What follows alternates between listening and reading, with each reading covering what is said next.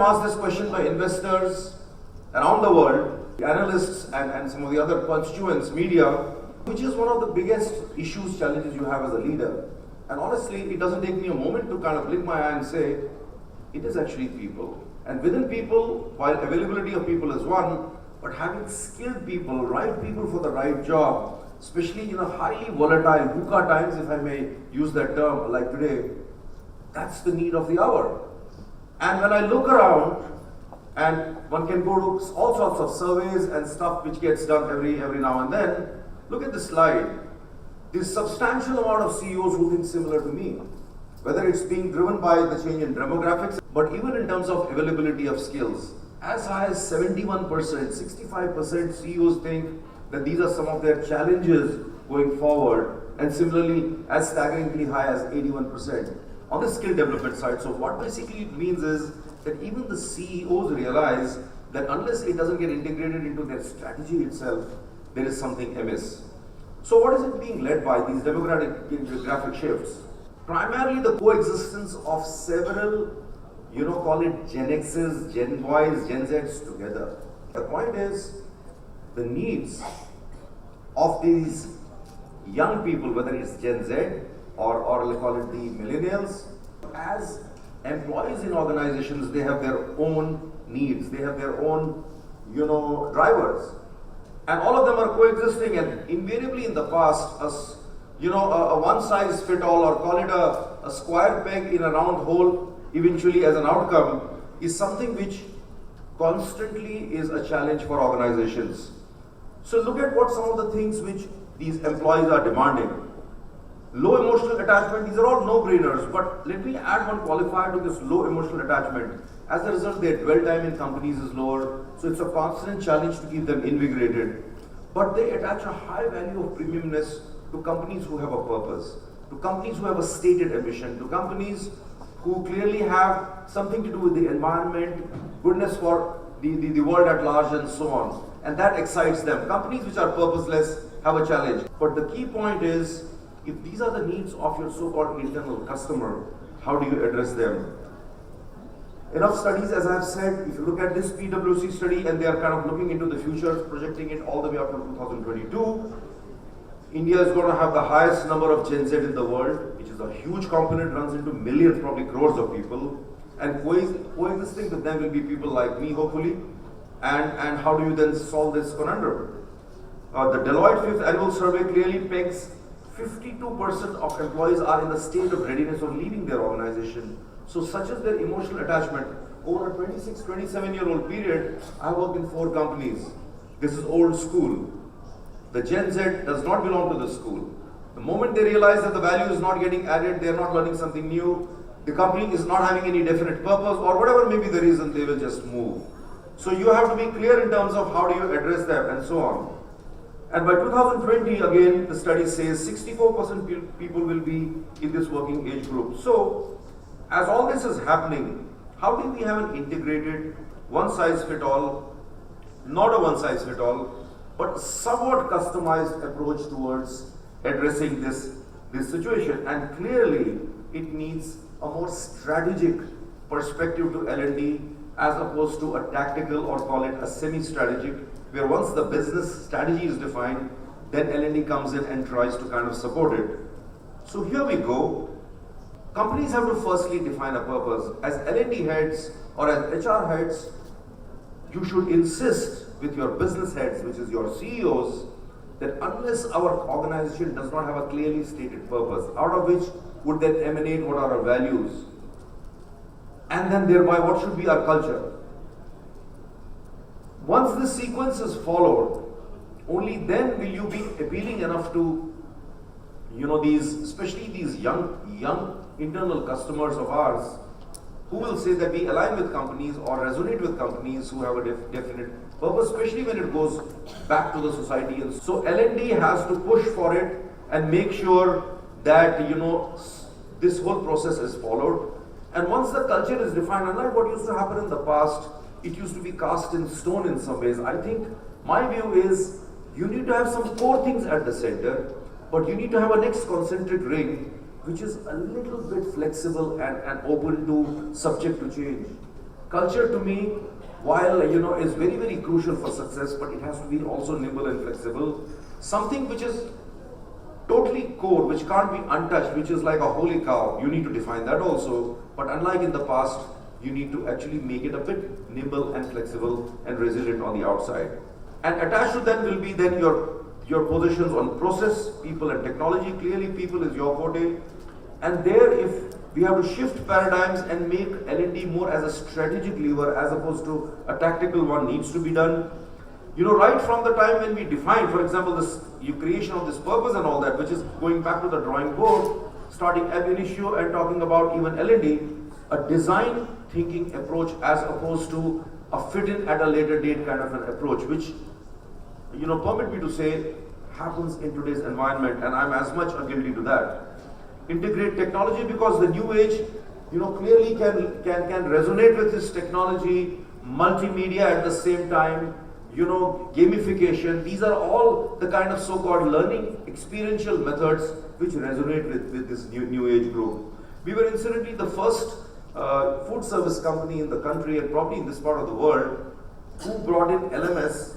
And look, we have 1100 locations, stores in this country, in some 250 cities, so it was not an easy task.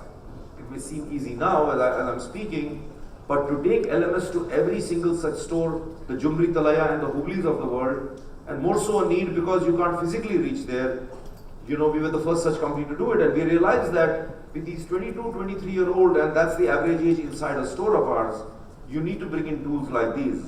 Providing a platform for innovation, and here I'll stop for a moment to tell you that how micro-innovation, and this is a crucial one. I have been a part of other companies where suggestion box schemes and all that used to be prevalent.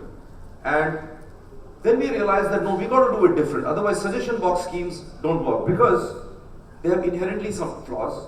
But you got to create a scheme where people really believe that they are making an impact on the organization, which means the suggestion gets heard, it gets recognized, rewarded, they get a chance to implement it, and it's all transparent. So 5 or 6 years back, we started this thing called Sankalp, where we empowered even the front-end person, the guy who earns a salary of 10, 15,000 rupees only, that he could offer a suggestion. It goes online, on its own it moves forward at each level, they get recognized, rewarded, and they even get to implement it. And sometimes, if there are big savings coming out of such suggestions, they also are beneficiaries of that. I think this is a strong, integrated, and I would say a strategic, tactical way of bringing in that ownership and empowerment at that front-end level. And we believe that is what the new generation wants. Innovation, empowerment, and so on. Complementing multi-generational talent, which means have a flexible L&D, a participative L&D, and a collaborative L&D, and give the chance to employees to co-create the content even sometimes. And that makes it a very exciting and interesting exercise. Now I'm going to take the next 10 minutes talking about a few examples of how we thought L&D learning experiences can actually have a bigger strategic role, in defining the future of the company. So my first case is on, we realize that as we are in 250 cities in India, and our aim is to get into 300, 350, 400, we actually don't know what this customer, this student, this young guy, this old guy, this consumer in this Jumri Talaya is. Honestly, I didn't know. So we divided our senior management team, and L&D played a role in this in terms of, call it exposure stroke experience, part of the 3 learning model. We divided ourselves into 6-7 teams, and we descended into 5-7 different areas in the country. And there, over a 4-5 day period, personally, if you ask me, I have traveled in, ticketless in trains. We almost got thrown out of a train. We got up at 4 o'clock in the morning, wore a lungi, bare-bodied, entered the Guruvayur temple, and just to understand what happens in these temples. Who are the kind of people who come there? We watched Tamil, Malayali movies, serials, music, interacted with college students, of course ate the local food.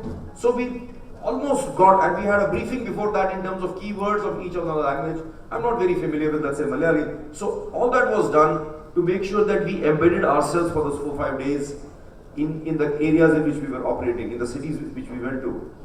The idea was that this exposure stroke experience gave us an in-depth understanding or at least insightful understanding of what's happening in this Bharat. I would urge you that you are in whichever businesses your companies are in, push your CEO and the team to go and understand who these consumers are. What is this emerging Bharat? Often we talk about a new India and that Bharat which exists. So push for it. Second was, when we did earlier part of this year, we realized that looking over the next 5-year period, if we have to remodel our strategy, we need to understand what's happening in the mother of all markets, which is USA. So over a 15-day period, me and my 15 guys in my leadership team, we descended USA. We obviously had fixed appointments and all that. Facebooks, Googles, Microsofts, BCG Digital Ventures was a company, the payment guys, and of course the food companies. We kind of jumped into all this in this well. Again, it was an exposure stroke experience learning driven by L&D to make sure that we understand what are the noon trends, what are the morning trends, and how do we integrate our business eventually over the next. And they have given us some outstanding insights and inputs as to what is the shape of things to come, and thereby how should we remodel our strategy. Something back home, we realized earlier on, this is an old one, 10 years, 15 years back, that the store is the profit center and the store manager is like a mini CEO. So how do we build an ecosystem of L&D and processes also around him to make sure that he not only maximizes on the gains for the company, but everybody else supports him. So a philosophy like make it, bake it, or take it, which means either make the pizza, bake the pizza, or take it, which means deliver it. If you don't do all this, then you help those who are doing. I'm one of such people. So I'm like a burden on the system. If I don't add value to the store managers, then I'm a cost and I should question what is my value. Every quarter, there's a 360-degree feedback which all the store managers give to my direct reports, my functional heads, and me as to how am I performing, how is the CFO performing, how is the IT head performing, and so on in terms of adding value to the store. Every Monday, we all come to the store, to the offices dressed in uniforms, store uniforms, just to show our solidarity that the action and the moments of truth exist in the store and not in the ivory towers and corporate office. And every quarter we go and work in a store, and on that day, the store manager is my boss. So I have to clean floors, I have to sweep floors, I have to clean utensils, I have to meet customers, and it gives me an opportunity to really understand the real world. And last but not the least, that's the last 1 minute I'll take, that's that much time I have. I was talking of this purpose. When we define the purpose for our organization, one is we will grow by sales by so much over the next 5-year period, so many stores and so on. There's also a Dil Ki Baat, which is what do you want your organization to look like? And there we go to every single of our employees, 28,000 employees in the stores. Please give us feedback as to what do you believe you want your organization to be in 3 to 5 years. So they feel empowered, they feel they are contributing to the long-term strategy of the company, and some of these suggestions are actually get incorporated eventually. So every store gives their feedback. There is a young board which sits separately and says, how do they want to see the organization be in 3 years' time? And of course, there is then the senior management team and so on.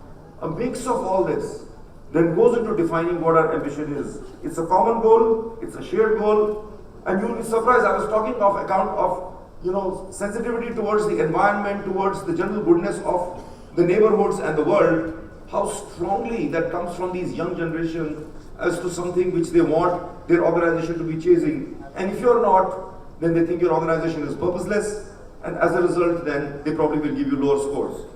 The CEO and the leadership team is going to drive the strategy of the company. L&D needs to find and push its agenda, clearly, sensitize the top management that any strategy bereft of L&D, going forward especially, will be, not a complete one. And you have to be the guys championing and holding the torch for L&D, in front of your CEOs.